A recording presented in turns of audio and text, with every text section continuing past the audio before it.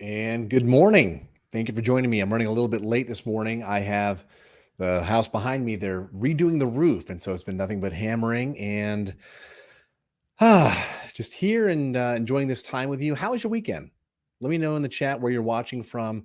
And speaking of weekends, I was at the gym yesterday morning and saw a guy there I always see, Ralph. And if Ralph, if you're watching, thanks for giving me this kind of idea because we talked about where did the weekend go and how that's just a saying we often use a lot. It's like, man, where did the weekend go? It just seems to fly by. And how often in life does that happen? Where we were waiting for something to happen, and before we know it, 3 days have gone by, and we generally don't think of it in a context longer than that. We think, man, maybe the last month flew by, but how often is that happening with years of your life? When you think back to I think about the last year of my life, how it was just kind of a lot happened. Kind of, I don't want to use the word insane because it was just events that I had to deal with, and how time can just seem so malleable depending on what's going on. Right? If you're having fun, it can just fly by. If you're really busy, it can seem to fly by. But what are you doing with the time that you have? We say a weekend flew by, and like, what do you have to show for? What do you have to show for for what you're spending your time on currently? Um, Let me know. Let me know what when you think of how you're spending your time or how a weekend went for you, what comes up? What did you do this past weekend? For me, I spent the weekend spending time with somebody whose company I really enjoy, and it did seem to go by fast. But when you think of the big picture, what are you choosing to spend time with, like with living intentionally? Like, you can have fun and be intentional. I'm noticing I'm rambling a little bit today. Let me slow things down for a second. Time has been something that's just been something on my mind for ever since Eddie passed away in 2020. He was 42 years old. And whenever I'm working with clients, I often hear about how they can't wait. Like, they're planning for when they retire. They're planning for what they do when their kids graduate. They're planning for what happens when they get the promotion to work. And it's always something in the future that they're getting ready for. And it's never anything about being here, just enjoying life. We're waiting for these giant milestones to happen. And I was spending time with this weekend with somebody, and as she was making dinner and just watching her cut, some things for dinner, just enjoying that moment, just watching her and just being present. And there's a concept that I like called that actually it's part of my Zen Warriors. The miracles are in the mundane. And what I mean by that is it is those small moments. That's life. 95% of your life are those little moments. 95% of life is waking up and pouring that cup of coffee. It's petting your dog or taking them outside. We always want to have these giant things, and hell, I know I'm guilty of it, like the Iron Mans and all these big epic things. And this really kind of hit home when I was swimming around Key West. Instead of wanting for the big thing that you're doing to be done, what about just the process, just being there in those little mundane moments? When you're at the grocery store checking out and someone walks up behind you in line, just making eye contact and smiling. We're also hell bent on rushing from one thing to the next giant thing. And in doing so, we're missing our life. Now, I'm teaching a class right now called Living with Purpose, and I have another big class coming up in 2 weeks called Living with Purpose After Divorce. And several people in my current class right now are going through divorce. Just by happenstance, it's kind of what gave me the idea. And even whenever I was going through my divorce, I wanted to hurry up and be done with the pain. I wanted to just fast forward. Like, oh, I hate the way I feel right now. I hate not having support. I hate not I didn't want to feel what I was feeling. And that always put me in a perpetual state of busying myself to get to the future. instead of allowing myself to just be in this moment.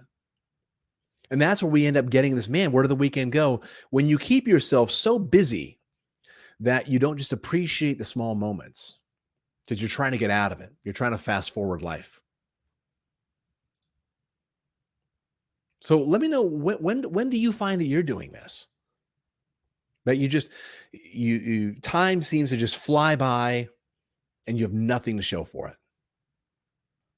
Because it's one thing if that's a weekend, but then that turns into a month.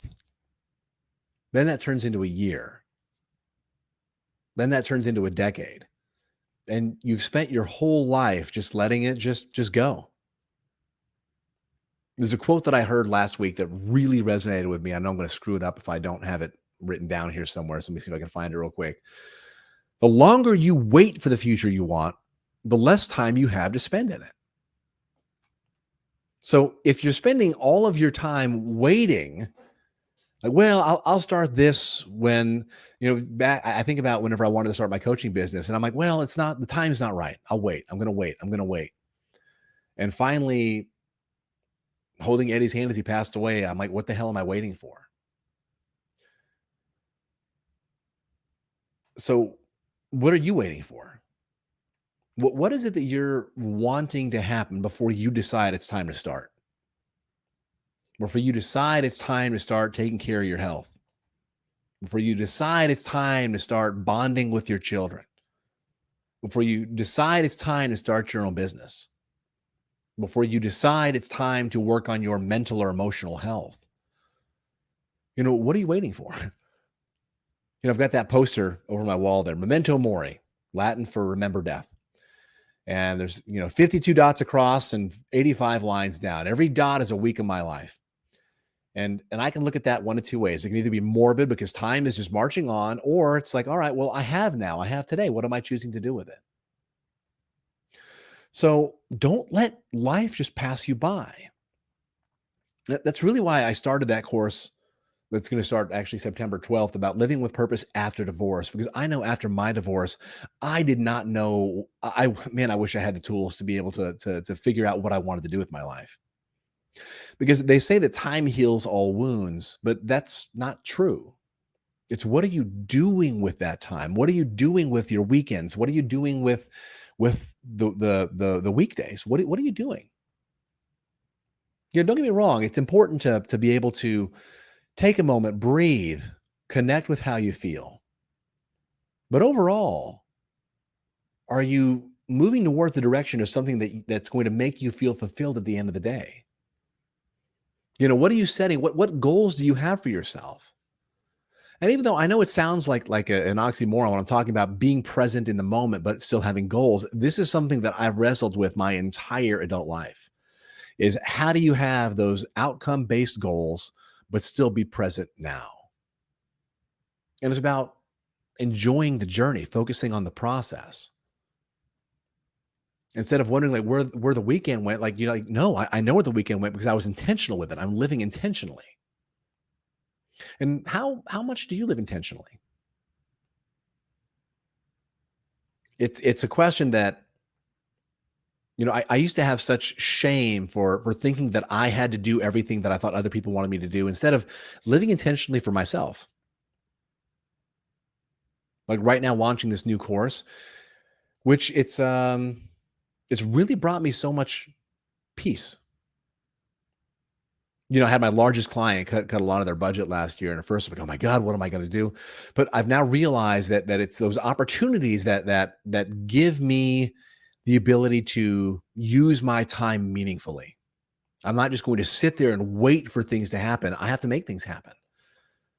And part of that just comes from being in alignment with myself, realizing what I want to do to be in that alignment and to make every moment count.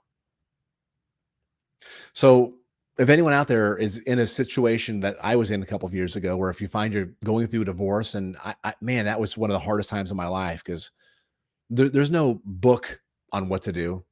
Your identity is completely tied up in being part of a relationship, and then I wasn't.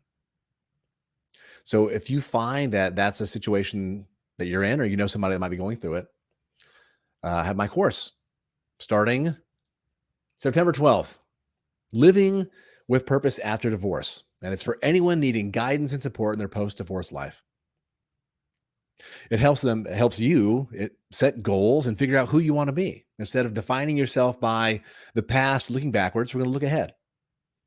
We're going to make sure that whenever a weekend goes by, that you're doing things intentionally to help you heal, to help you better yourself, to help you figure out who you are, and to develop a plan to get you there.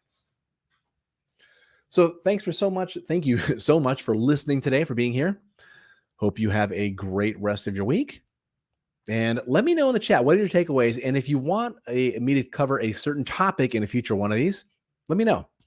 Drop a line, anything you want me to review, I'm more than happy to do so. Thank you for joining me, and I'll see you next week.